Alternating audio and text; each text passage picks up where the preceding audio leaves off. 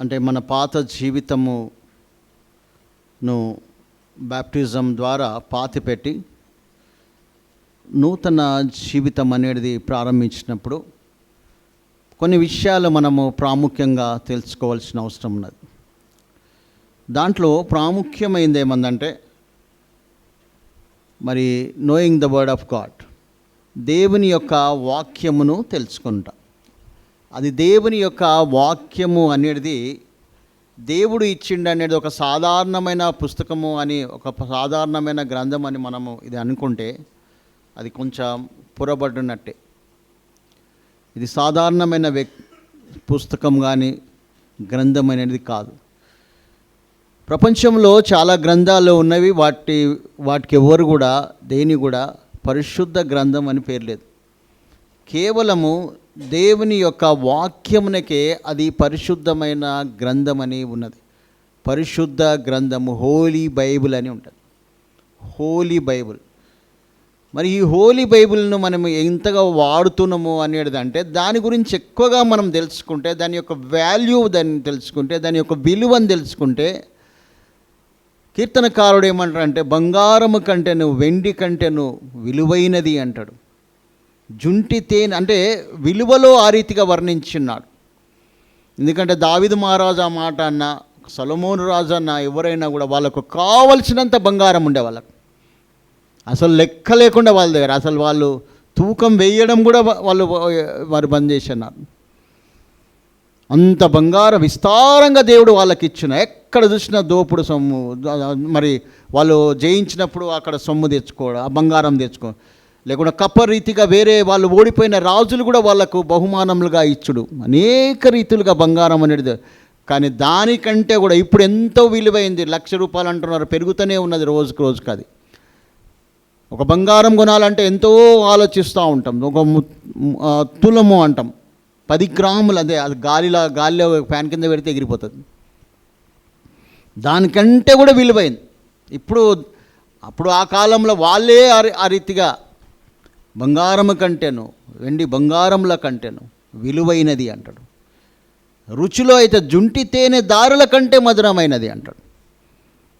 జుంటి తేనె కంటే అని పాట పాడుకుంటూ ఉంటాం మనం. తేనె కంటే జుంటి తేనె ఇంకా మధురంగా ఉంటుంది అంట. చిన్న తేనె అంటాం, 2-3 రకాలు ఉంటాయి, పెద్ద తేనె కూడా ఉంటుంది. రుచి చూచి ఎరిగి తిని అంటాడు ఇంకా 34వ కీర్తనలో దావీదు మహారాజు. ఆ టేస్ట్ అనేది, ఒక బిర్యానీ ఎక్కడ దొరుకుతుందో, టేస్ట్ ఎక్కడ దొరుకుతుందో చెప్పగలుగుతారు చాలామంది. పారడైజ్ అంటారు, లేకుండా మైఫిల్ అంటారు, ఇంకేదో అంటుంటారు. స్వీట్స్ ఎక్కడ దొరుకుతాయి, పుల్లారెడ్డి స్వీట్స్ అంటే అది అంటారు. బేకరీ ఏది దొరుకుతుందో అది మనకు తెలుసు, ఎక్కడ ఏది మధురంగా ఉంటుందో అని.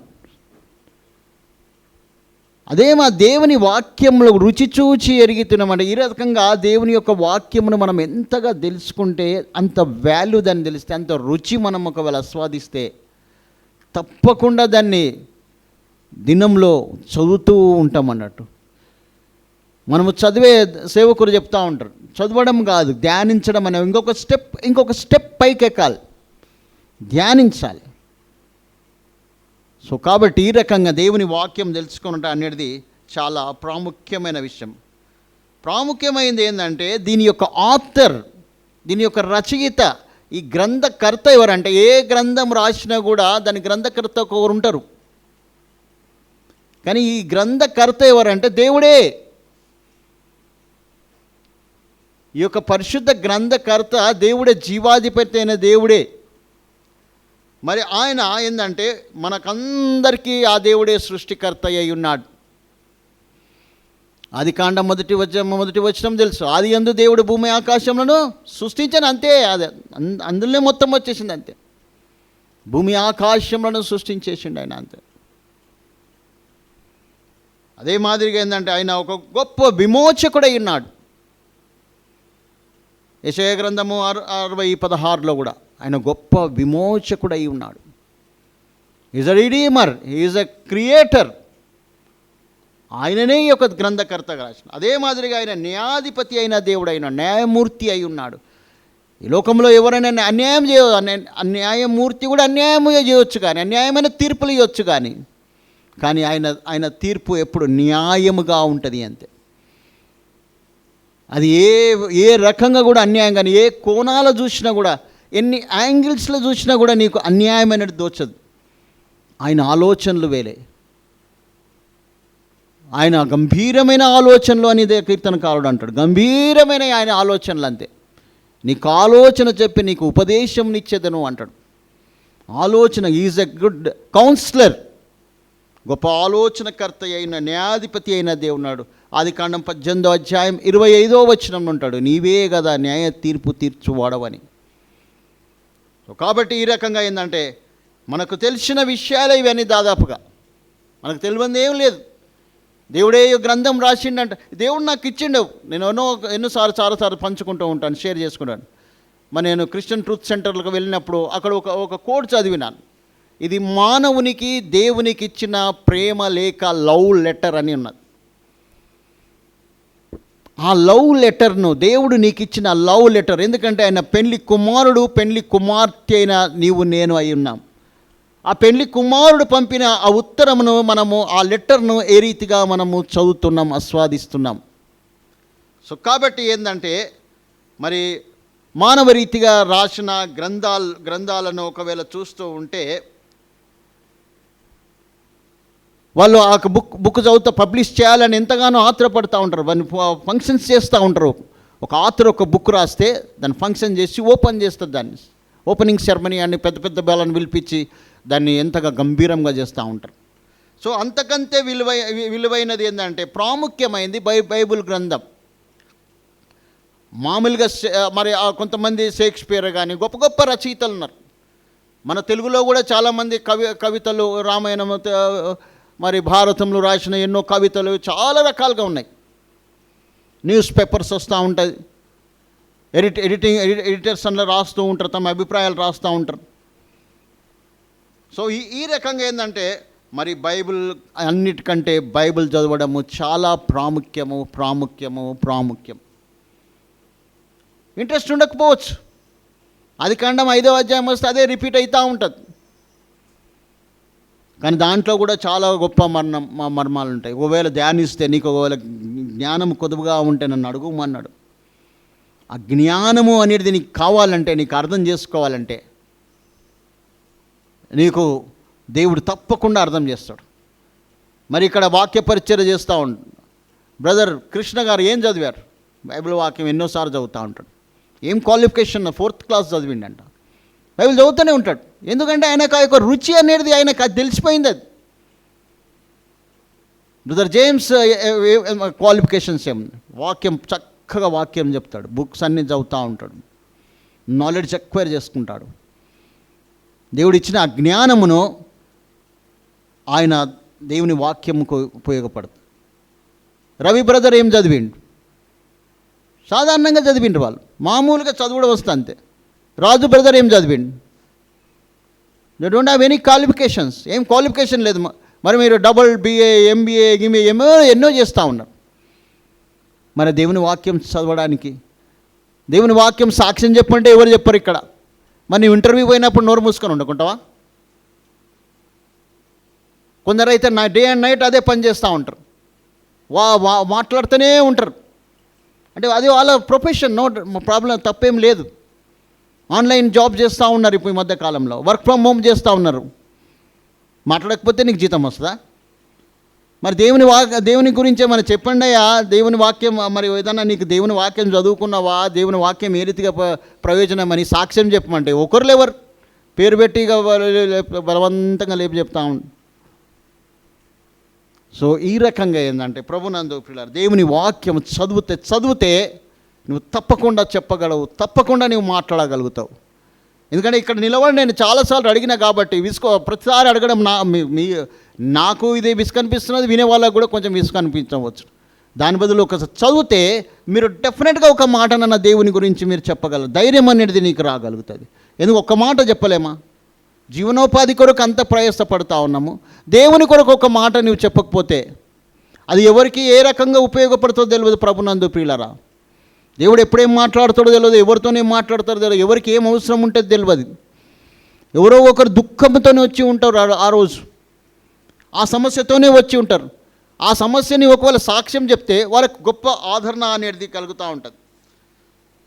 మరి దేవుని యొక్క వాక్యం ఇది పూర్వం మరి 14th సెంచరీలో BC నుంచి ప్రారంభమైంది. మోషే మరి ఆ యొక్క ఎడారిలో ఉన్నప్పుడు, ఆ ఎడారిలో వాళ్ళు సినాయి ఎడారిలో ఉన్నప్పుడు, ఆ సినాయి పర్వతం మీద దేవుడు 10 ఆజ్ఞల్ని ఇచ్చి ఉన్నాడు. మరి సకల విద్యలు నేర్చుకున్నాడు ఆయన. హెబ్రీయుల రాసిన పత్రికలో ఉంటాడు. ఎందుకంటే 40 సంవత్సరం రారాజుగా పెరిగి రాజు ఆయన. ఈజ్ అ గ్రేట్ ఇంజనీర్, మంచి తెలివి ఉన్నది, జ్ఞానం ఉన్నది. అందుకే దేవుడు ఆయనకు చెప్తూ పోతూ ఉన్నాడు. ఆయనకు చెప్తూ పోతూ ఉంటే అదంతా ఫుల్ ప్రిపేర్ అయి ఉంటుంది. ప్రీ ప్లాన్డ్ దేవుంది ఉంటుంది ఎప్పుడే కానీ. అక్కడ ఫరో యొక్క కుమారుడుగా అనిపించుకోవడానికి కూడా, అక్కడ పెరగడానికి కూడా దేవుని యొక్క ప్లాన్ ఉన్నదండి. ఇట్లా ధర్మశాస్త్రం రాయడానికి, రేపు ఫరో ఎదుట నిలబడడానికి కూడా ఆ ధైర్యం రావాలంటే మరి ఆ ఐగుప్తీయుల యొక్క మొత్తము ఆయనకు బాగా తెలుసు. అందుకే ఆయన ఈజీగా ఎదుర్కోగలిగింది. కొంచెం కష్టమైన దేవుని యొక్క సహాయం ఇదే, వ్యతిరేకత అయినాయి, అన్నీ ఉన్నాయి. కానీ దేవుడు ముందే ప్రీ ప్లాన్ చేసినట్టు మనం ఒక 5 కాండాలు, ఆది కాండము, నిర్గమకాండము, లేవియకాండము, సంఖ్యాకాండము, ద్వితీయోపదేశ కాండం, ఈ 5 కాండాలు మోషే ద్వారా మరి బిఫోర్ క్రైస్ట్ 15th సెంచరీలో మరి అవి ప్రారంభమైంది. మరి తర్వాత ఏంటంటే క్రీస్తు ప్రభుల వారు వచ్చిన తర్వాత ప్రకటన గ్రంథముతోని ఒక జాలరి అయిన, ఒక బెస్తవాడు అయిన యోహాను ద్వారా ఆ పద్మాసు ద్వీపంలో అది ముగించబడి ఉన్నది. అక్కడ ప్రారంభమై మోషేతోని ప్రారంభమై ఇక్కడ అది దగ్గర 1500 సంవత్సరములు దగ్గర అది పెట్టింది ముగింపు కారణి.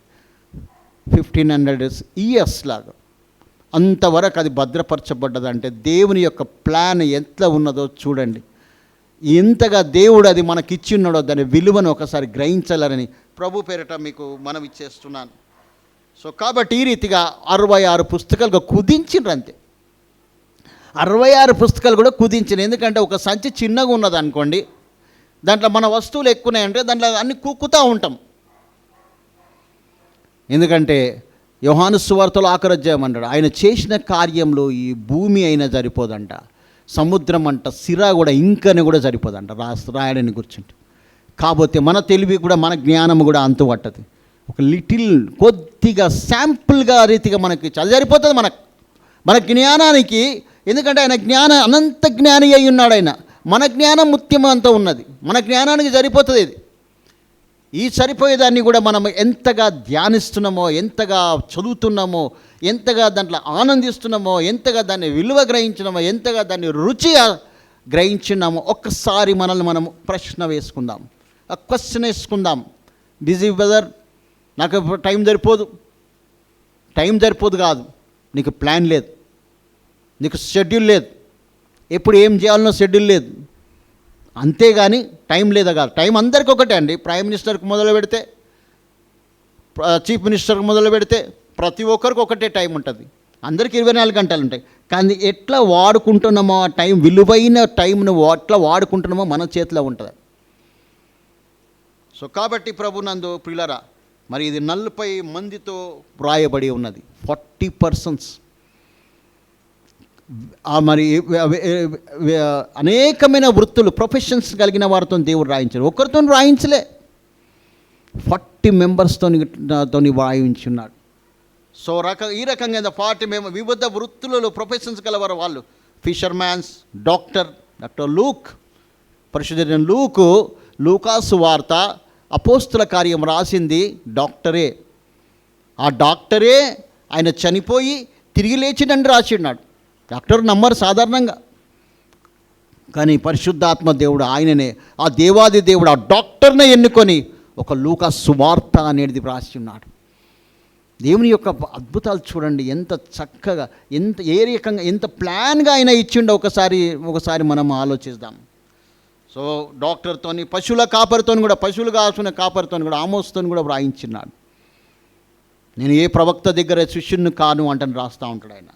రాజులతో రాయించండు, యాజకులతోని, ప్రవక్తలతోని, సుంకర్లతోని, ఈ రీతిగా అనేకమైన కలయికతోని 66 పుస్తకముల యొక్క సముదాయము బైబిల్ అంటే అనేక పుస్తకంలో సముదాయము అన్నట్టు. అది అంత బ్యూటిఫుల్ బుక్ అనేది ఒక పరిశుద్ధ గ్రంథం అనేది దేవుడు మనకు అనుగ్రహించున్నాడు. సో కాబట్టి ఏంటంటే మరి ఏ రకంగా ఏంటంటే ఇది అనేకమైన సమయములలో, ఎందుకంటే 1500 లాంగ్ పీరియడ్లో రాయబడినప్పుడు పూర్తయిన రచన, అద్భుతమైన చరిత్ర కలిగి ఉన్నది. చరిత్ర ఉన్నది దీనికి. ఇశ్రాయేలీలు ఎవరంటే వాళ్ళ పితరుల పేరు ఇదిగా చెప్తాడు. అబ్రహాం అది యేసుక్రీస్తు ఏ రీతిగా వచ్చిండో 3 తరాల గురించి వ్రాయబడ్డ ప్రతి ఒక్కటి ఆ లైన్ అప్ ఏ రీతిగా వ్రాయబడ్డది చూడండి. మా తాత పేరు తెలుసు, తర్వాత తెలియదు నాకు, వేరే వాళ్ళ విషయం నాకు తెలియదు, నేను జస్ట్ అండర్స్టాండ్ కానీ చెప్తున్నా. మా తాత పేరు తెలుసు, వాళ్ళ డాడీ పేరు తెలుసు, అంతే. అది కూడా కొద్దిగా తెలుసు అంతే నాకు. కానీ అబ్రహాం నుంచి ఆదాము నుంచి మొదలు పెడితే యేసుక్రీస్తు వరకు కూడా ఆ పేర్లు ఆ వంశావళి ఏ రీతిగా వ్రాయించుకొని వచ్చిండో చూడండి పరిశుద్ధాత్మ దేవుడు, జీవాధిపతి అయిన దేవుడు. ఎందుకంటే డౌట్ రాకుండా, నీకు ఏ విధమైన డౌట్ రాకుండా. మత్తయి సువార్త చదివితే చాలా స్పష్టంగా దినవృత్తాంతంలో ఉన్నది అదే వరుసల పేర్లన్నీ ఉంటాయి, ఏ వంశం బట్టి ఎవరెవరు వచ్చిండ్రో. ఇట్లా ఆదాం నుంచి మొదలు పెడితే మరి యేసుక్రీస్తు వరకు కూడా ఆ వంశావళిలో దేవుడు వ్రాయించి ఉన్నాడు. చరిత్ర, వేదాంతము, థియాలజీ గురించి ఉంటుంది, భౌగోళికము, జియోగ్రాఫికల్గా మనకు దేవుని వాక్యము తెలియదు. బయోగ్రాఫ్స్లు, జీవిత చరిత్రలు, అబ్రహాం జీవిత చరిత్ర ఉంటుంది. ఎవరిది ఎంత చరిత్ర వ్రాయాలనో అంతే వ్రాస్తాడు. కొందరు పేర్లు కూడా వ్రాయడు. ఎంత చరిత్ర రాయాలనో అంత చరిత్ర రాసి వాళ్ళ ద్వారా వాళ్ళు ఎందుకు రాసిండో మరి వాళ్ళకు ప్రతి ఒక్కటి కూడా దృష్టాంతములుగా అంత్యకాలం మనకు బుద్ధి కలగడానికి దృష్టాంతములుగా వ్రాయబడినదని పరిశుద్ధైన పౌలు కొరింథీయులకు రాసిన పత్రిక అంటాడు. మనకన్నీ తెలియాలని, లోతు గురించి ఎందుకు రాయబడ్డాడు? తన యొక్క బిడ్డల ద్వారా ఆయన పాపం చేసి ఉన్నాడు, అయినా కూడా అది వ్రాయబడ్డది. ఎందుకంటే మనకు బుద్ధి కలగడానికి. అది అనేక రీతిలుగా అనేక యాంగిల్స్లో అది మనము ధ్యానించవచ్చును. కానీ ఈ రకంగా అనేక రీతిలుగా ఒక చరిత్ర కానీ, భౌగోళికంగా కానీ, మరి జీవిత చరిత్రలు, చరిత్రమైన వేదాంతం, థియాలజీ, మా పాస్టర్ గారు జాన్ వెస్లీ గారు చెప్తూ ఉంటాడు. దీంట్లో మ్యాథమెటిక్స్ ఉన్నదంటని చెప్తుండే. పరిశుద్ధ గ్రంథంలో మ్యాథమెటిక్స్ కూడా ఉన్నాయి. నీకు బయాలజీ గురించి కావాలంటే, జువాలజీ గురించి కావాలంటే, నీకు అదే రీతిగా ఆటమ్ బాంబు గురించి కావాలంటే కూడా, న్యూట్రాన్ బాంబు గురించి కూడా ఇందులో ఉన్నది. ఇందులో న్యూమరాజికల్గా చూస్తూ ఉంటే ఆయన చెప్తడం ప్రారంభించండి, అంతలోపటి అంకుల్ సిక్ అయిపోయింది. అది కానీ న్యూమరాజికల్ కూడా బోధించడానికి ప్రారంభించాడు ఆయన. పలానా సద్దాం హుస్సేన్ ఎక్కడ చదువుతాడు, ఏది చేస్తాడు అనేది కూడా మొత్తం బైబిల్ గ్రంథంలో ఆ న్యూమరాలజీని బట్టి చూస్తే అది తెలుస్తుంది. నేను విన్నది నేను చెప్తా ఉన్నాను. సో ఆ రకంగా ఏంటంటే ప్రతి ఒక్కటి యొక్క పరిశుద్ధ గ్రంథంలో మరి ఇమిడి ఉన్న నా జీవితాలు కూడా ఉంటాయండి. సో బైబిల్లో ఎన్నో ప్రయోజనాలు కూడా ఉన్నాయి, ఎన్నో ఉపయోగాలు కూడా ఉన్నాయి. దేవుణ్ణి దేవుణ్ణి ఎట్లా తెలుసుకుంటావు? నిజమైన దేవుడు ఎవరు? సత్యస్వరూపైన ఎవరు దేవుడు? దేవుని వాక్యము ద్వారానే అది మనకు తెలియపరచబడుతుంది. ప్రతి ఒక్క స్క్రిప్చర్స్ లేఖనంలో ఏంటంటే ప్రాధాన్యంగా ఏంటంటే నా ఇంతకుముందు నేను చెప్పినట్టు మన యొక్క స్థితి ఏమై ఉన్నదో తెలుస్తూ ఉంటుంది. ఈ లోకమునకు మనం ఎట్లా పుట్టినాం, మూలం, ఒరిజిన్, మనిషి నేను ఎట్లా పుట్టినాం. ఒకరు ఏమంటారంటే తలల నుంచి బ్రాహ్మణ్స్ పుట్టిండంట, భుజాల నుంచి రాజులు వాళ్ళు పుట్టిరంట, ఈ పొట్ట నుంచి ఇంకా బీసీలు వాళ్ళు పుట్టిరంట, కాళ్ళ నుంచి ఎస్సీ ఎస్టీస్ సో వీళ్ళు పుట్టిరంట. నమ్మగలుగుతామండి? తలలకెళ్ళి పుట్టిండంట. తలలకెళ్ళి ఎక్కడ పుడతాడు? ఎంత అవివేకంగా, జ్ఞానంగా, బుద్ధి లేకుండా చెప్తారో చూడండి. దేవుని వాక్యంలో అయితే నీ ఒరిజిన్ ఎట్లా నీ పుట్టినవో క్లియర్గా వ్రాయబడ్డది. మట్టి నుంచి పుట్టినవన్నాను. మట్టి నుంచి పుట్టినవంటే మట్టిలో ఉన్న ప్రతి మూలకం, ఎలిమెంట్స్ నీ శరీరంలో ఉన్నాయి. మట్టిలో ఏమేమి ఉన్నాయి? అందుకే మట్టి స్వభావం కలిగిన వారం మనం. అంతే. మట్టిలో బంగారం ఉన్నది, మట్టిలో ఇత్తడి ఉన్నది, మట్టిలో ఇనుము ఉన్నది, ఐరన్ ట్యాబ్లెట్స్ ఇస్తూ ఉంటారు, కాల్షియం ట్యాబ్లెట్స్ ఇస్తారు. మట్టిలో కాల్షియం ఉంటుంది.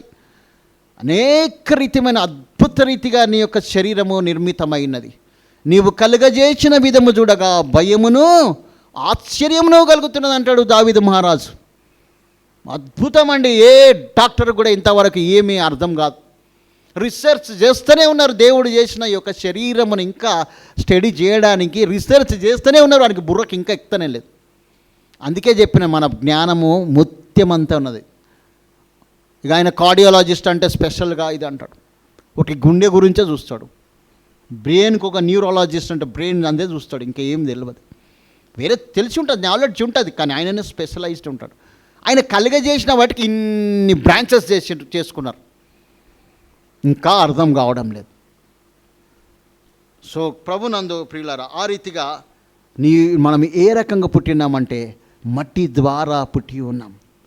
మనం ఎట్లా పుట్టినామో ఆదికాండం 1వ అధ్యాయం, బైబిల్ తెరిస్తేనే 1వ అధ్యాయం 2వ అధ్యాయంలో క్లియర్ స్పష్టంగా మట్టి నుంచి చేయబడ్డావు. ఆయన ఊపిరి అది ఇచ్చిండు. ఆయన ఊపిరి యొక్క ముక్కులో ఈ యొక్క మన నాసికా రంధ్రంలో నీకు ఊదితే నరుడు జీవాత్మ ఆయన. మళ్ళీ స్పష్టంగా నీవు ప్రసంగి వరకు నీవు చదివితే మట్టిది మట్టి ఇక్కడ, ఆత్మ దేవుడు ఇచ్చిన దగ్గరికి వెళ్ళిపోతుంది. చాలా స్పష్టంగా ఉంది. ఇందులో ఏమైనా డౌట్ ఉన్నదా?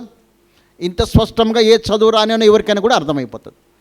దేవుని వాక్యం అంత క్లియర్గా వ్రాయబడింది నీకు ఇక్కడ. కాకపోతే ఏంటంటే కొంచెం కష్టపడాలి, చదవాలి, కొంచెం అచ్చట కొంచెం ఇచ్చట నీకు దేవుని వాక్యము నీకు దొరుకుతుంది. అందుకే కంటిన్యూగా చదువుతూ ఉండాలి, కంటిన్యూవేషన్ ఉండాలి. నీవు ఏ రకంగానైనా చదువుతూ ఉండాలి. డైలీ ఒకసారన్నా నీవు దేవుని వాక్యం చదువుతుండాలి. దినానికి 3 సార్లు చదివినా సంతోషమే. దాన్ని నెమరు వేస్తూ ఉండాలి, నువ్వు చూయింగ్ చేస్తూనే ఉండాలి. నువ్వు కూర్చున్నప్పుడు లేచినప్పుడు. అందుకే అంటాడు అది దేవుడైన యెహోవా సెలవిచ్చిన ఇశ్రాయేలు. ద్వితీయోపదేశకాండం 6వ అధ్యాయం 6వ వచనం చాలా చక్కగా అంటాడు. నువ్వు లేచినప్పుడు, నీవు కూర్చున్నప్పుడు, నీవు పండుకున్నప్పుడు, నీవు త్రోవలో వెళ్ళేటప్పుడు, మాట్లాడేటప్పుడు చేతికి నొసలుకు బాసికలంలాగా చేతికి మరి ఈ రకంగా కట్టుకో అని చెప్తా ఉంటాడు. ఎందుకు చెప్పి ఉన్నాడు?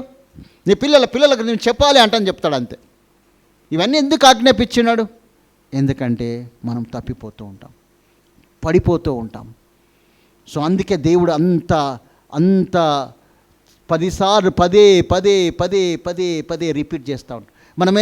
మనము నిర్మితమైన అదేమంటాడు 103వ కీర్తనలో? చెప్పండి దయచేసి, సాయం చేయండి ఎవరైనా. మనం నిర్మింపబడిన రీతి ఆయనకు తెలిసే ఉన్నది. మనం తెలుసు మన సంగతి. ఇక్కడ బాగుంటాం, స్ట్రిక్ట్గా ఉంటాం.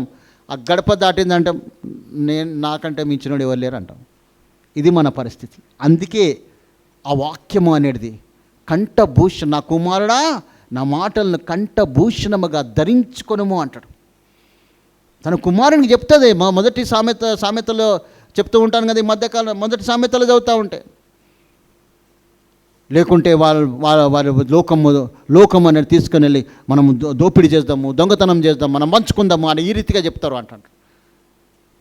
ఆ యొక్క తల్లిదండ్రుల మాట, దేవుని యొక్క మాట వింటే లోకంలో ఆ రీతిగా ఇరుక్కపో. కాబట్టి ఏంటంటే అనేకమైన ప్రశ్నలకు జవాబు చెప్తూ ఉంటుంది. మంచి సమాధానాలు అనేది మనకు పరిశీలన గ్రంథంలో తెలుస్తూ ఉంటుంది. సో కాబట్టి ఇంకొకటి ఏంటంటే ఇది మార్పు లేని సత్యాలను వెల్లడిపరుస్తూ ఉంటుంది. మార్పు లేదు, నో చేంజ్. సత్యం అంటే సత్యమే, నేనే సత్యము జీవము మార్గము అంటాడు. అంతే. నా తప్ప తండ్రి యొద్దకు ఎవరు వెళ్ళరు అంటే స్పష్టంగా చెప్పేసిండు. అంతే. ఆయన ద్వారానే, యేసు క్రీస్తు ద్వారానే తండ్రి దగ్గరికి వెళ్ళవద్దు. ఎందుకంటే నీవు జడ్జి దగ్గరికి నీవు వెళ్ళలేవు. నువ్వు ఒక అడ్వకేట్ అనేది నీకు అవసరమైనది. సో ఆ రకంగా మరి అందరికీ ఇది గైడెన్స్, మార్గదర్శనంగా ఉంటుంది. ఇది గైడెన్స్ ఇస్తూ ఉంటుంది. నీకు మంచి ఆలోచనలు ఇస్తాయని కూడా ఇంతకుముందు చెప్పినాను. మంచి మార్గదర్శకంగా గైడ్గా ఉంటుంది. నీకు ఎటు తోచని స్థితిలో ఉన్నప్పుడు మేబీ నువ్వు ఒకవేళ నువ్వు ఒక గృహిణి ఉండొచ్చు, హౌస్ వైఫ్ ఉండొచ్చు, ఒక ఉద్యోగస్తురాలు ఉండొచ్చు, ఉద్యోగి ఉండొచ్చు, స్టూడెంట్ ఉండొచ్చు, పిల్లలు ఉండొచ్చు, తల్లిదండ్రులు ఉండొచ్చు, తాతలు ఉండొచ్చు, మనుమలు ఉండొచ్చు. ఈ రీతిగా అనేక రీతిగా అది సొసైటీకి, సమాజానికి, అధికారులకు పరిపాలన చేయడానికి ప్రతి ఒక్కరికి కూడా దేవుని వాక్యము అనేది చాలా ప్రాముఖ్యం. అది అందరికీ ఉపయోగపడుతుంది, అందరికీ మార్గదర్శిగా ఉంటుంది. సో కాబట్టి ఆ వాక్యమును నీవు ఏ రకంగా అనేది తెలుస్తుంది. చివరిగా ఏంటంటే మనము ఎక్కడ వెళుతాం, మన గమ్యస్థానం ఏంటంటే ఏదో పరిగెడుతూ ఉంటాం, ఏదో శ్రమ పడుతూ ఉంటాం, ఎంతగానో మరి ఉద్యోగాలు చేస్తూ ఉంటాం, దినమంతా 24 గంటలు బిజీ ఉంటాం. వెర్రివాడ, ఈ రాత్రి నీ ప్రాణం అడిగితే నీవు ఎక్కడికి వెళ్తావు అంటాడు. ఆ ధనవంతుని అంటాడు, విస్తారమైన పంట వండుతుంది, కొట్లలో నింపుకుంటాడు, నా ప్రాణమా తినుము త్రాగుము ఎంజాయ్ చేయి అంటాడు. కానీ వెర్రివాడా, ఈ రాత్రి నీ ప్రాణం అడుగుతాడు. దేవుడు అడిగితే ఏం చేస్తావు? అంతా వ్యర్థము. సొలొమోను మహారాజు కూడా దేవుడు ఐశ్వర్యం ఇచ్చినాడు. ఆయన ఒక మాట ఏమంటాడంటే, తన కన్నుకు ఏది మంచిగా ఉంటే అది చేసిండంట సొలొమోను మహారాజు. తన కన్నులకు ఏది ఇంపుగా అనిపిస్తే అది, ఏ స్త్రీ అయినా కూడా, ఏ ఉద్యానవనమైనా, ఏ పార్క్ అయినా కూడా, ఏ చెరువు అయినా కూడా అన్నీ నిర్మించుకున్నాడంట. మరి అన్నిటికంటే ముఖ్యమైనదంటే మంచి మందిరంనే కట్టినాడు. మరి ఎన్నో తన యొక్క బంగ్లాలు, మిథ్యలు, ఎన్నో ఉద్యానవనములు కట్టుకున్నాడు. కన్నుకి ఏది మంచిగా ఉంటుంది. చివరికి ఏమన్నాడు? వ్యర్థము అన్నాడు.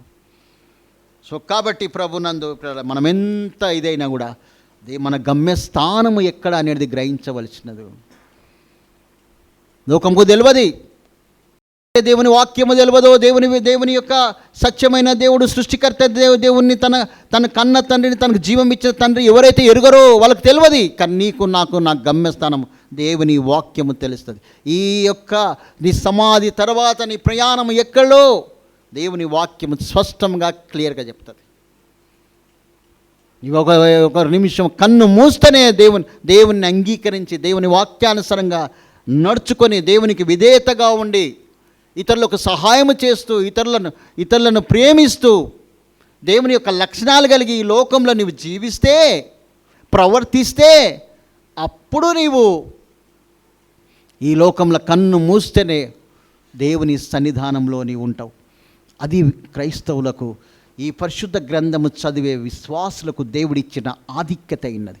నీ గమ్యస్థానము, నీ డెస్టినీ క్లియర్గా ఈ పరిశుద్ధ గ్రంథం తెలుస్తుంది. వేరే వాళ్ళకు తెలియదు నీ డెస్టినేషన్ ఎక్కడ ఉంటుందో, ఎక్కడ వెళ్ళిపోతావో తెలియదు. నీకు ఏదో కుక్కగా అవుతావు, పందిగా అవుతావు, ఈ రకంగా కూడా కథలు చెప్తూ ఉంటారు.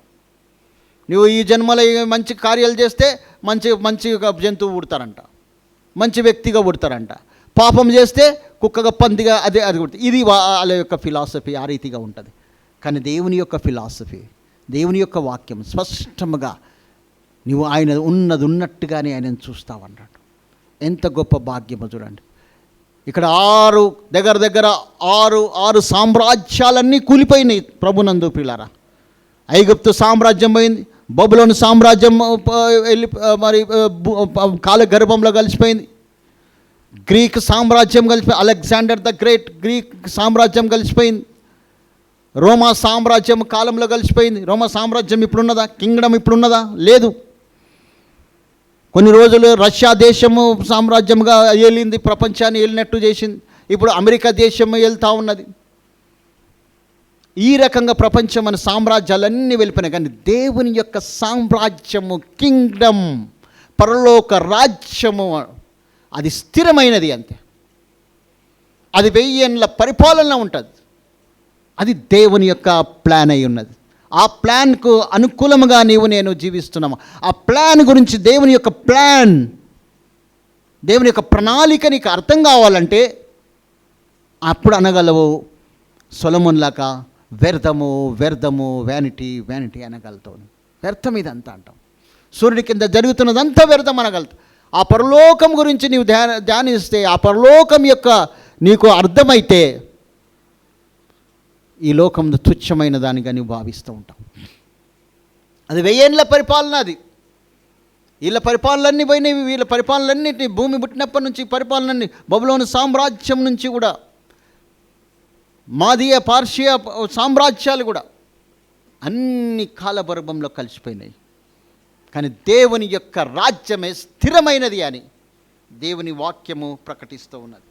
సో కాబట్టి ప్రభునందు ప్రియులారా, మరి గమ్యస్థానము అనేది దేవుని వాక్యము చాలా మనకు స్పష్టంగా తెలియపరు. No doubt at all. ఏమైనా డౌట్ నా దేవుని వాక్యం చదువుకో, ఇదే పదే చెప్తూ ఉంటారు.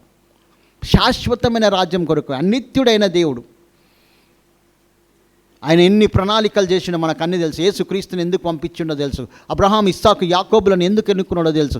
ఇశ్రాయేలు దేశం ఏ రీతిగా ఎన్నుకున్నాడో తెలుసు. మళ్ళీ యేసుక్రీస్తుని ఈ లోకమునకై ఇన్కార్నేషన్, మరి తన యొక్క మరి మానవ అవతారం ఎత్తిన్నాడు ఎందుకో కూడా తెలుసు. నీ కొరకు, నా కొరకు. ఇదంతా ప్రణాళిక. చూడండి దేవుని యొక్క ప్రణాళిక ఏ రీతిగా ఉన్నదో. ఇదంతా ప్రణాళిక ఎవరి గురించి? తప్పిపోయిన మన గురించి. మన పాపముల చేత, అపరాధముల చచ్చిన మనల గురించి ఇంత గొప్ప ప్రణాళిక దేవుడు మనల్ని. ఈ ప్రణాళిక ఏ రీతిగా గ్రహిస్తావు? దేవుని యొక్క వాక్యమే నీకు తెలియపరుస్తూ ఉంటుంది. సో కాబట్టి ప్రభునందు ప్రియులారా, ఈ వాక్యం మనకి ఎలా వచ్చిందో కొద్దిగా కొన్ని విషయాలు మనం మొట్టమొదటిగా మూడు రకాలుగా దేవుని యొక్క వాక్యం మనకు వచ్చింది. నెంబర్ 1 ఏంటంటే రెవల్యూషన్ ఆఫ్ గాడ్స్ వర్డ్. దేవుని వాక్యం యొక్క ప్రత్యక్షత ఏ రీతిగా బయలుపరచబడింది. నెంబర్ 1. నెంబర్ 2 ఏంటంటే ఇన్స్పిరేషన్ ఆఫ్ గాడ్స్ వర్డ్. దేవుని యొక్క ప్రేరేపణ ద్వారా ఆ రీతిగా వచ్చింది. వేరే వాళ్ళను ప్రేరేపించటను బట్టి, దేవుడు మాట్లాడిన మాటలను బట్టి దేవుడు వాక్యం వచ్చింది. ఒకరిని ప్రేరేపించిన దాన్ని బట్టి దేవుని వాక్యం వచ్చింది. 3వది ఏంటంటే ఇల్యుమినేషన్ ఆఫ్ గాడ్స్ వర్డ్. దేవుని వాక్యం యొక్క ప్రకాశత, ఆ ప్రజ్వలించు ప్రకాశత. సూర్యుని వెలుగు ఏ రీతిగా ప్రజ్వలిస్తుంటుందో ఆ రీతిగా ఈ దేవుని వాక్యం ప్రజ్వలిస్తూ ఉంటుంది. ఇల్యుమినేషన్ ఆఫ్ గాడ్స్ వర్డ్. అది మొట్టమొదటిగా ఏంటంటే మరి ద్వితీయోపదేశ కాండము 29వ అధ్యాయము 29వ వచనం చదువుదాం. Deuteronomy 29th chapter.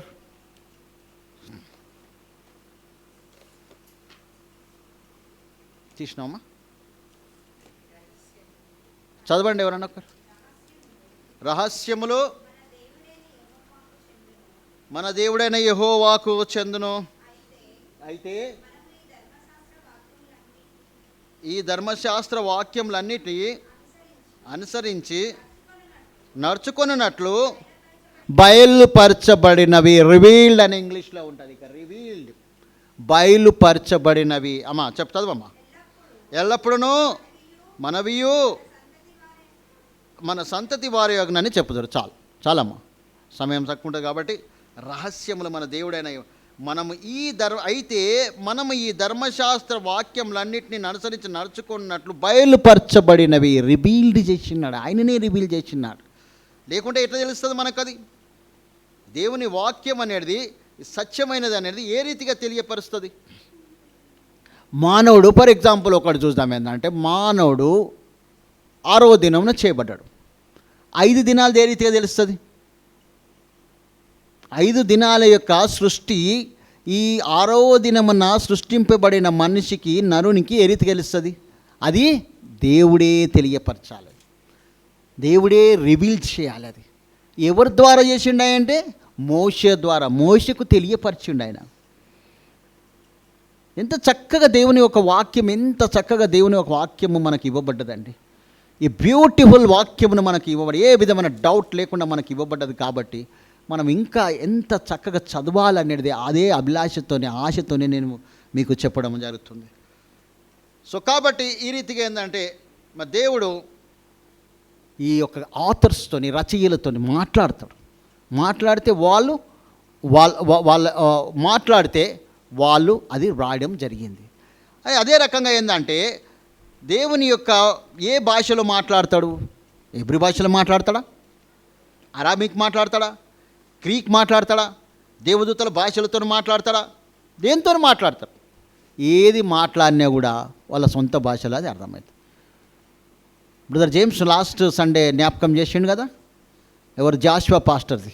టిబెట్కి వెళ్ళి అక్కడ హిందీలో వాక్యం చెప్తుంటే వాళ్ళకి టిబెట్ భాషలో అర్థమైందంట. This is the beauty of దేవుని యొక్క పరిశుద్ధ మాటలు ఈ రీతిగా ఉంటాయి. ఎంత ఆశ్చర్యమైంది కదండి నిజంగా. అప్పుడు బ్రదర్ చెప్పిందంట, జ్ఞాపకం మనకు ఇక్కడ చెప్పిండేమో కానీ జ్ఞాపకం లేదు, కానీ ఆయన మెమోరియల్ సర్వీస్లో చెప్పింది ఆ రీతిగా. నేను కూడా మర్చిపోయినా, కానీ బ్రదర్ చెప్పినాక మళ్ళీ హెన్లైన్ అయిపోయినా. ఇక నేను మర్చిపోలేను, అది ఎక్కడైనా కూడా చెప్పగలుగుతా.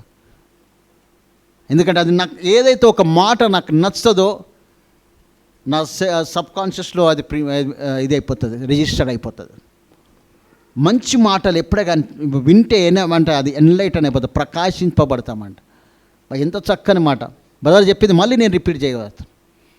సో కాబట్టి ఏంటంటే ఏ భాషలో మాట్లాడి ఆయన ఏ భాషలో ఇంకొకసారి కూడా ఏంటంటే నేను చాలాసార్లు చెప్తా ఉంటాను, యేసుక్రీస్తు కూడా చెప్పిన మాటల్లో కూడా 3 దినాలు ఆయన ఉపదేశం చేసి ఎన్నోసార్లు ఉపదేశం ఆయన మాట్లాడుతుంటే వాళ్ళ భాషలలో అక్కడే వినబడతాడు, వాళ్ళకి వాళ్ళ భాషలు అర్థమైంది. దట్ ఈస్ ద బ్యూటీ దేవుని యొక్క ఆ రీతిగా. దేవుడు ఎందుకంటే మనం నశించుట ఆయనకి ఇష్టం లేదు. దేవుని సత్యమును ఆయనకు తెలిపే ఆయన యొక్క అభిలాష అయి ఉన్నది, ఆయన కోరిక అయి ఉన్నది, ఆయన డిజైర్ అయి ఉన్నది. ఎవరినూ నశించుట ఆయనకి ఇష్టం లేదు. అంతటను మారు మనసు పొందవలని ఆయన ఆలస్యం చేస్తే ఆయన దీర్ఘశాంతమును కనపరుస్తూ ఉన్నాడు. అందుకే ప్రతి ఒక్కరికి అది వినబడేటట్టు చేస్తూ ఉంటాడు. సో కాబట్టి ప్రభునందు దేవుడు ఆయన భాష మాట్లాడినా కూడా మన భాషలో మనకు అర్థమవుతుంది. ఒక బ్యూటీ ఏంటంటే మన భాషలో వచ్చిందండి. దాదాపుగా 2500 భాషలలో తర్జుమా చేయబడ్డదంట.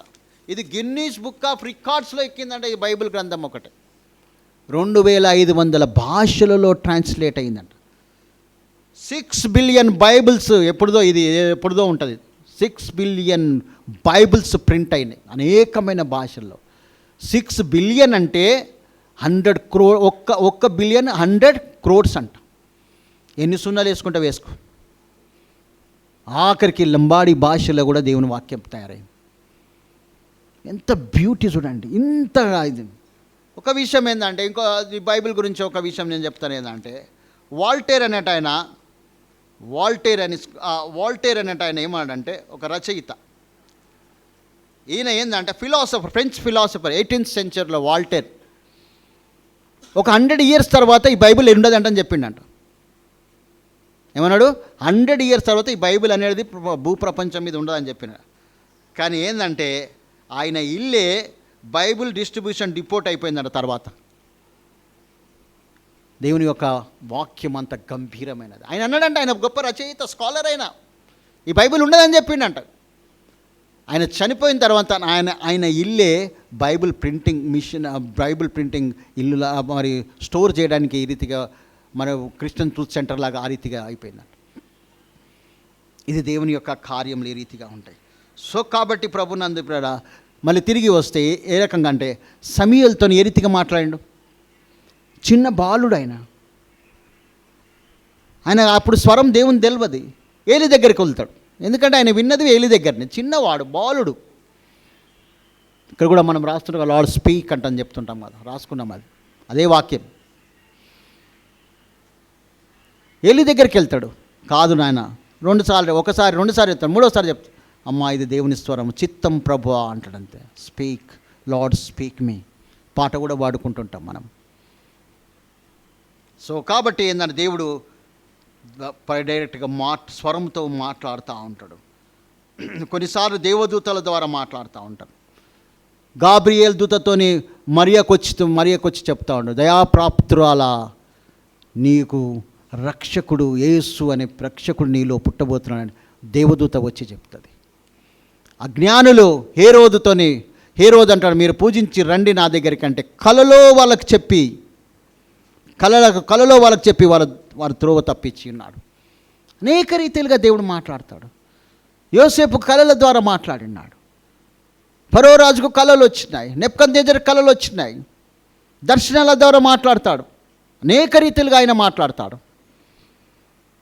దానియేలుకైతే భవిష్యత్తులో జరగబోయేది దర్శనాల ద్వారా ఇచ్చేసినాడు.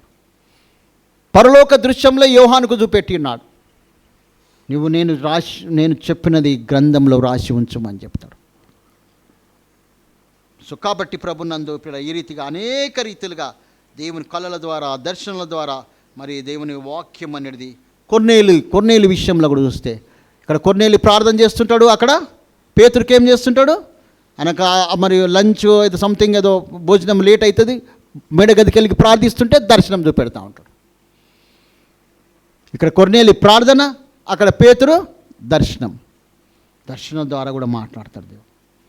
సో ఈ రీతిగా అనేక రీతిలుగా దేవుడు మరి దేవుని మోషకే రీతిగా మాట్లాడిండు. ఆ మండుచున్న పొదల నుంచి మాట్లాడిండు. మిరియాము మోషే అహరోను మిరియాములకు మేఘ స్తంభం నుంచి మాట్లాడినాడు. ఇవన్నీ రెఫరెన్స్లు ఉన్నాయి. ఇవి సంఖ్యాకాండం 12వ అధ్యాయం 4-5 వచనాలే ఉంటుంది. మోషేది బర్నింగ్ బుష్ అంటే మనకు అందరికి తెలిసిన విషయమే. మోషే నిలిచున్న స్థలము పరిశుద్ధమైనది, మరి తన ప్రజల గురించి చెప్పినట్టు అక్కడ మనకు బాగా తెలుస్తుంది. సో ఈ రకంగా ఏంటంటే మరి చివరిగా ఏంటంటే యెహోషువ గ్రంథము 5 చూద్దాం. యెహోషువ గ్రంథము 5వ అధ్యాయము 13-15 వచనాలు చదవండి ప్లీజ్. యెహోషువ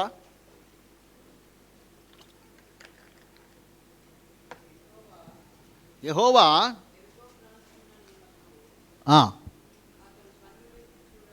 అతడు కన్నులెత్తి చూడగా దూషణ కత్తి చేత పట్టుకొని ఉన్న ఒకడు చాలు అతని ఎలుత నిల్చుని చాలు. అతడు కన్నులెత్తి చూడగా దూషణ కత్తి చేత పట్టుకున్న ఒకడు ఎవరు? ఆయననే యేసుక్రీస్తు ప్రభుల వారు, ఇన్కార్నేషన్. అప్పుడు కూడా ఆయన ప్రత్యక్షమైనాడు, ఆ కత్తి పట్టుకొని ఉన్నది. ఇంకా అనేక రీతిలుగా ఆయన పాత నిబంధన కాలంలో యేసుక్రీస్తు కనిపిస్తూనే ఉంటాడు. మనుష్య కుమారునిగా అంటాడు. యోహెజ్కేలు దర్శనాల్లో కనిపిస్తూ ఉంటాడు, దానియేలు కనిపిస్తూ ఉంటాడు, యెషయా కనిపించినాడు. యెషయాకైతే 700 సంవత్సరముల క్రితమే, క్రీస్తుకు పూర్వం 700 సంవత్సరం ఆయన సిలువ దృశ్యం మొత్తం చూపెట్టేసిండు. 53వ యెషయా గ్రంథంలో రాసిండు. టోటల్గా పిక్చర్ అంతా చూపెట్టేసిండు అంతే. ఆయన ఏ రకంగా సిలువ వేయబడతారో ఈ రకంగా దేవుడు అనేక రీతిలుగా దేవుడు తన యొక్క వాక్యమును మనకిచ్చినట్టు ఇక్కడ యేసుక్రీస్తు ఇన్కార్నేషన్, ఆయన మానవుని ఆ రీతిగా కత్తి పట్టుకొని ఉంటాడు. ఆ యొక్క మరి ఆయనకు యుద్ధంనకు పోవడానికి మరి చూపెట్టినట్టు మనము చూడగలుగుతాం. సో అదే రకంగా మొట్టమొదటిగా ఏంటంటే దేవుని యొక్క మాటల ద్వారా మరి ఆ revolution of the word of God అనేది మాటల ద్వారా ఆయన ఇచ్చిండు. రెండవది ఏంటంటే ఇన్స్పిరేషన్ ఆఫ్ గాడ్స్ వర్డ్, ప్రేరేపణ ద్వారా. మన చక్కగా మరి లాస్ట్ టైం పాస్టర్ గారు చదివించిన 2వ తిమోతి 3వ అధ్యాయం 16వ వచనం చూద్దాం మనం. దేవుని యొక్క వాక్యము ఏ రీతిగా వ్రాయబడి ఉన్నదో, ఏ రీతిగా మన బహుమానంగా ఇవ్వబడ్డదో. 2వ తిమోతి 3వ అధ్యాయం 16.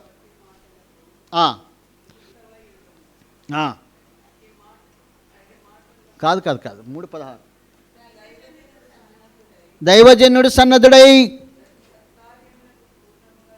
ప్రతి సత్కార్యమునకు పూర్ణముగా సిద్ధపడి ఎండునట్లు దైవావేశము వలన కలిగిన ప్రతి లేఖనము దైవావేశం వలన కలిగింది. ఇంగ్లీష్లో ఏమున్నది?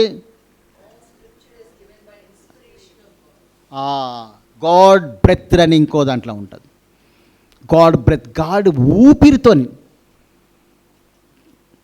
గాడ్ యొక్క దేవుని నోటి నుంచి వచ్చిన మాటలు గాడ్ బ్రెత్ అని ఉంటుంది ఇంకొక దగ్గర. All scriptures is given by inspiration of God breath అని ఉన్నదమ్మా ఇంకో ట్రాన్స్లేషన్ దాంట్లో ఉంటుంది, ఇంకొక బైబిల్లో ఉంటుంది. గాడ్ బ్రెత్ అంటే దేవుని యొక్క ఊపిరి.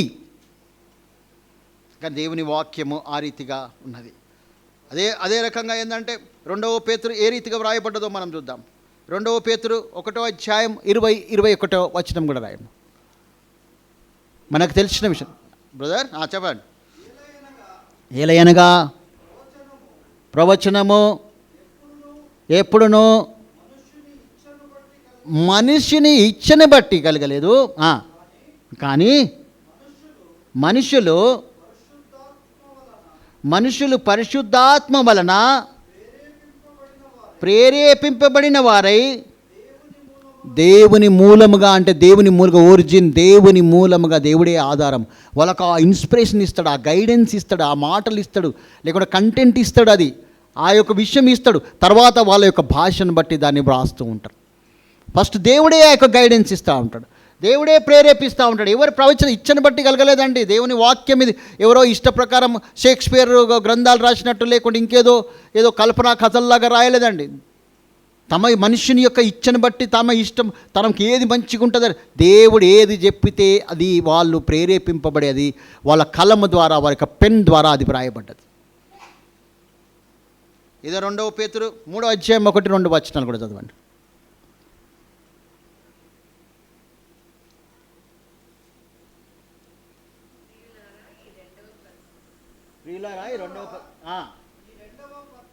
నెక్స్ట్ రాయిచున్నాను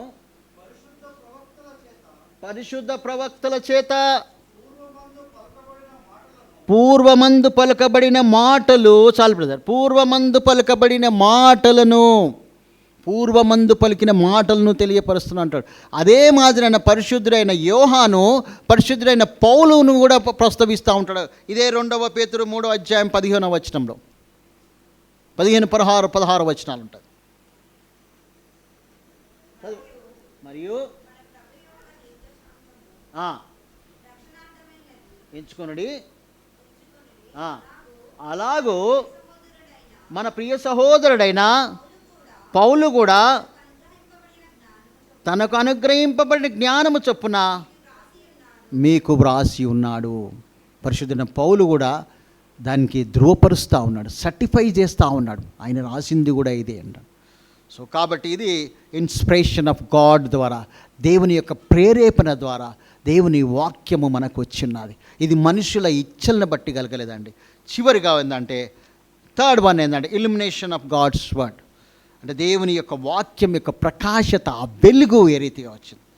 సో మొదటిగా చెప్తున్నాము, దేవుడు వాక్యం ఎట్టించినట్టుగా మాటల ద్వారా ఇచ్చున్నాడు.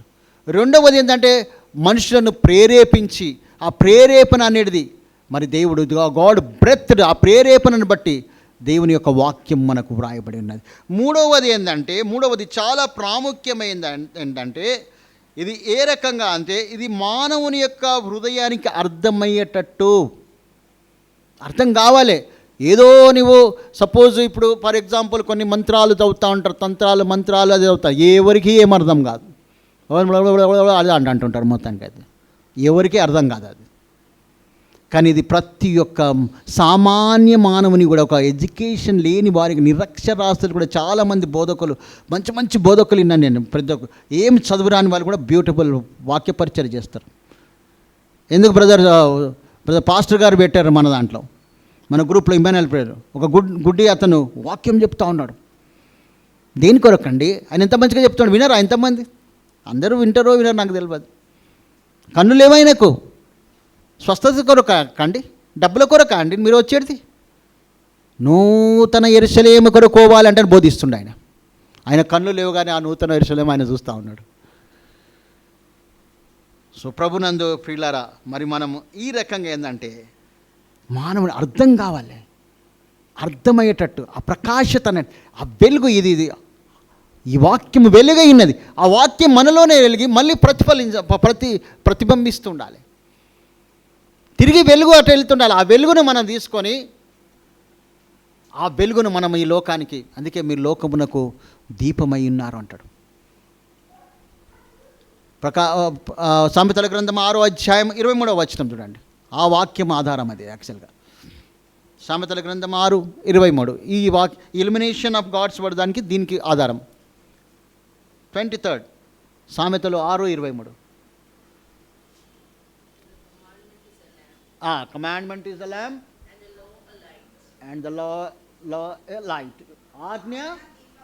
ఆజ్ఞ దీపముగాను ఉపదేశం వెలుగుగాను ఉండును. సలమ ఆజ్ఞ దీపముగాను ఉపదేశము వెలుగుగాను. దీపం అన్న ఆజ్ఞ దీపం, లా, ఉపదేశం అంటే లా, ధర్మశాస్త్రము మనకు వెలుగుగా ఉంటుంది. నీ వాక్యము వెల్లడి అగుటతోడని నాకు నా కనులు తెరవబడేను అంటాడు. సో కాబట్టి ప్రభునందు ప్రియులారా, ఈ రకంగా ఏంటంటే రక్షింపబడిన వాళ్ళకి ఏంటంటే 2 కొరింథీ 4వ అధ్యాయం 3-4 వచనంలో వారి యొక్క మనోనేత్రములను వాడు గ్రుడ్డితనము కలగజేసిన అంటాడు. గ్రుడ్డితనముగా ఉన్నది వాని మనోనేత్రములు, అవి తెరవాలంటే ఈ ప్రకాశత, వాక్యం అనే ప్రకాశత అనేది అవసరమై ఉన్నది. అదే మాదిరిగా శరీరానుసారులైన ప్రకృతి సంబంధమైన మనిషికి ఇది అర్థం కాదు. దేవుని వాక్యము శరీరానుసారమైన కార్నల్ పర్సన్కు అర్థం కాదు. అది 1 కొరింథీ 2వ అధ్యాయం 14వ వచనంలో ఉంటుంది. ఈ శరీరానుసారులైన వారికి సాతానుడైన వాడు గుడ్డితనము మనోనేత్రములు గుడ్డితనం కలుగజేసినప్పుడు తెరవబడాలంటే కూడా దేవుని యొక్క ప్రకాశత, వాక్యమైన ప్రకాశత అనేది అవసరమైనది. కాబట్టి మరి రక్షింపబడిన వారికి చివరిగా ఏంటంటే దీని వెనుక ఏంటంటే ఈ ఇల్యుమినేషన్కు, ఈ వాక్యమైన ప్రకాశతకు ఒక వ్యక్తి ఉన్నాడు. ఏంటంటే ఆ వ్యక్తి ఎవరంటే పరిశుద్ధాత్మ దేవుడు. ఆ పరిశుద్ధాత్మ దేవుడు, ఆ హోలీ స్పిరిట్ అనేది లేకపోతే నీకు ఏమీ అర్థం కాదు. దేవుని ఆత్మ. 1 కొరింథీ 12వ అధ్యాయంలో కూడా ఒక మాట ఉంటుంది, పరిశుద్ధాత్మ నీలో యేసుక్రీస్తు ప్రభువుని ఒప్పింపజేస్తేనే నీవు ఒప్పుకుంటావంట. సో కాబట్టి ఏంటంటే మరి ఈ రకంగా ఏంటంటే మరి అన్సేవ్డ్ వారకు, రక్షింపబడిన వారకు దేవుని ఆత్మ ఏ రీతిగా పనిచేస్తుందో ఒకసారి చూద్దాము. యోహాను సువార్త 16వ అధ్యాయం 8 నుంచి 11 వచనం చదవండి. బ్రీఫ్గా చదవాలమ్మా. కొంచెం కాలమైన తర్వాత 18 అమ్మా, సారీ 8 నుంచి 11. కరెక్ట్, రైట్, ఇది కరెక్ట్ అమ్మా, కరెక్ట్. చదువు పాప. ఆయన వచ్చి, ఎవరు వచ్చి పరిశుద్ధాత్మ గురించి పైన ఆదరణకర్త అని చెప్తాడు. ఆయన వచ్చి పాపను గూర్చియు, నీతిని గూర్చియు, తీర్పును గూర్చియు ఒప్పుకొనజేయును. ఇది రక్షింపబడని వారికి వాళ్ళకు ఒప్పింపజేస్తే, ఏదైనా సువార్తకు ఒక సువార్తను వినడానికి, సువార్త కూటం విననికపోతే ఆ పరిశుద్ధాత్మ అనేది అక్కడ ఆవరిస్తూ ఉంటుంది. ఆ పరిశుద్ధాత్మను ఆయనలో దూరి, ఆ వెలుగు దూరి, యేసు నేను పాపినని ఒప్పింపజేసి యేసుక్రీస్తును రక్షకునిగా అంగీకరిస్తాడు. ఈ వాక్యం అనేది ఇల్యుమినేషన్ ఈ రీతిగా ఉంటుంది.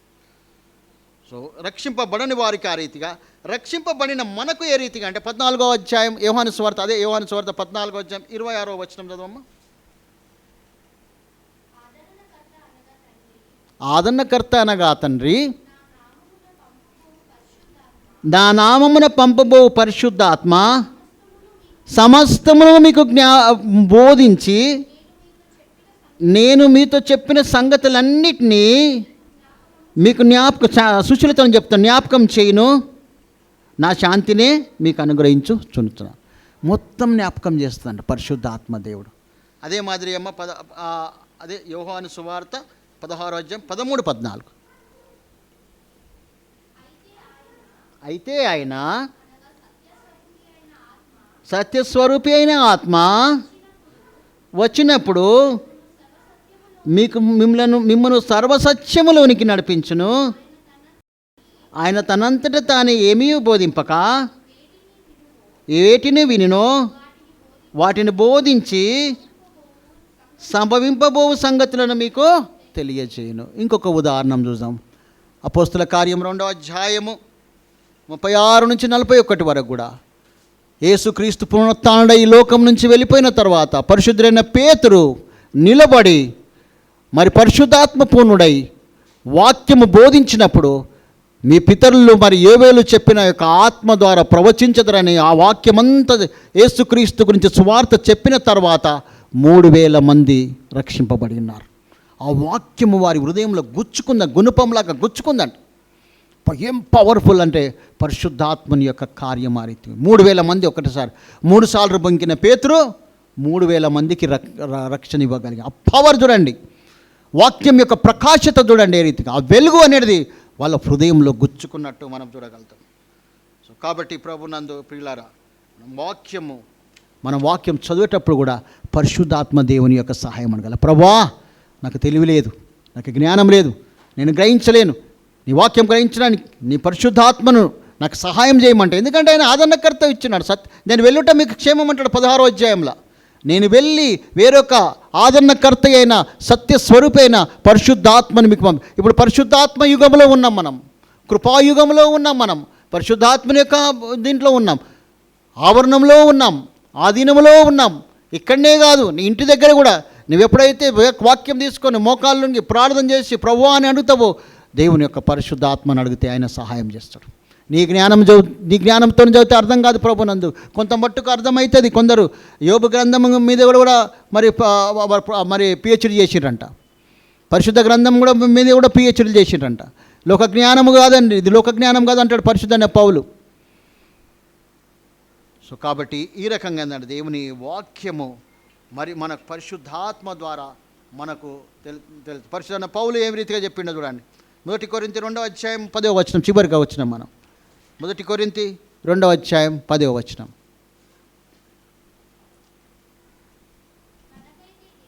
మనకైతే దేవుడు వాటిని అంటే దేవుని మాటలను తన ఆత్మ ద్వారా బయలుపరిచి, చాలమ్మా, ఆత్మ ద్వారా బయలుపరుస్తూ ఉంటాడు. అదే సేమ్ 2 కొరింథీ 4వ అధ్యాయం 6వ వచనం చాలా స్పష్టంగా చదువుకుంటూ రావాలి ఇప్పుడు. సహోదరులారా, మీరు మమ్మను గూర్చి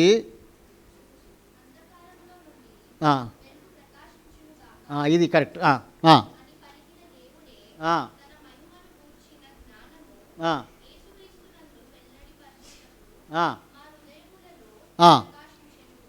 మా హృదయములలో మళ్ళీ చదవమ్మ ఒక లైన్, అది ఆ లైన్లో మళ్ళీ చదవము, గట్టిగా చదువు.